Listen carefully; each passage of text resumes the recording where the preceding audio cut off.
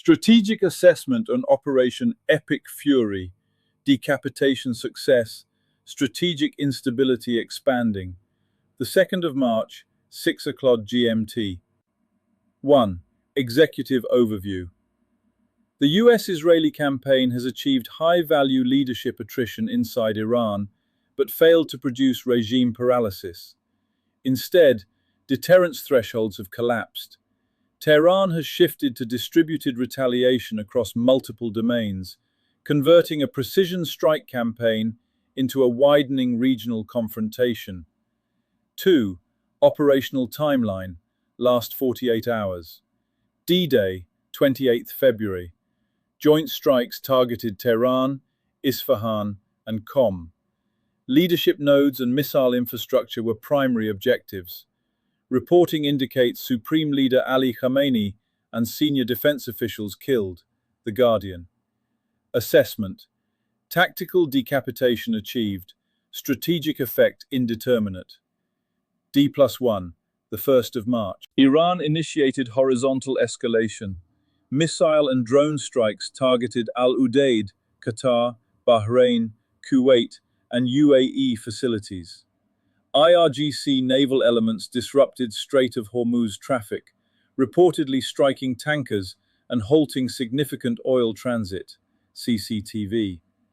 Assessment. Tehran shifted from deterrence posture to economic warfare signaling. D+2, 02 March. Conflict radius expanded. Drone activity reported near RAF Akrotiri, Cyprus. Israel conducted follow-on strikes in Tehran and against Hezbollah-linked assets.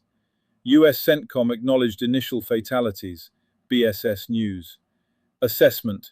Theater expansion underway. Maritime and Levant fronts now active risk zones. 3. Intelligence gaps and strategic miscalculation. Reporting suggests Oman-mediated nuclear concessions were under discussion hours before the strike, including zero stockpiling and enhanced inspections. The Indian Express. If accurate, the decision to proceed reflects prioritization of coercive dominance over negotiated rollback.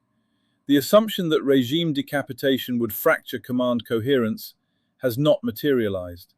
Interim consolidation around IRGC-linked structures is reported. Xinhua News Agency. No organized opposition appears positioned to exploit leadership vacuum conditions. Assessment. Political modeling underestimated regime resiliency and overestimated internal fragmentation potential. 4.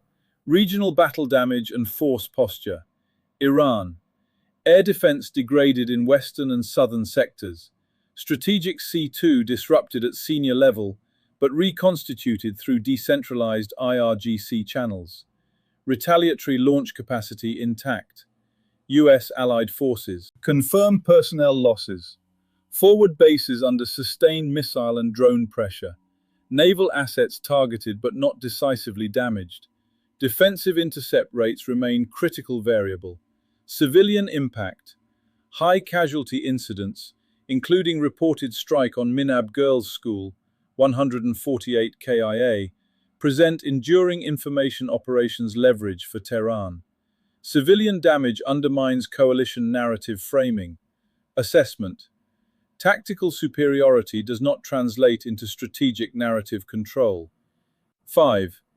Escalation dynamics.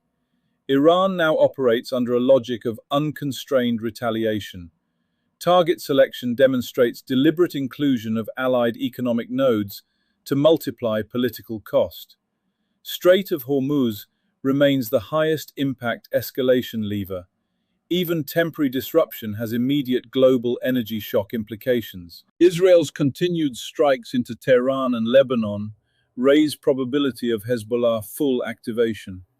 Syria and Iraqi militia theaters remain latent escalation corridors.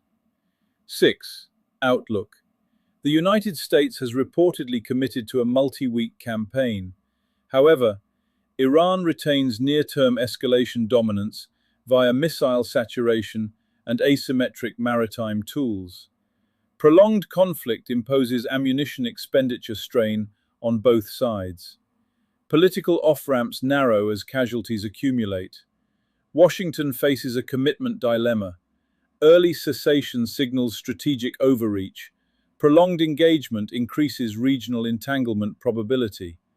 Absent rapid diplomatic containment, the conflict trajectory points towards sustained multi-front attrition with periodic escalation spikes rather than decisive resolution. The operational environment has shifted from punitive strike doctrine to regional instability management under fire.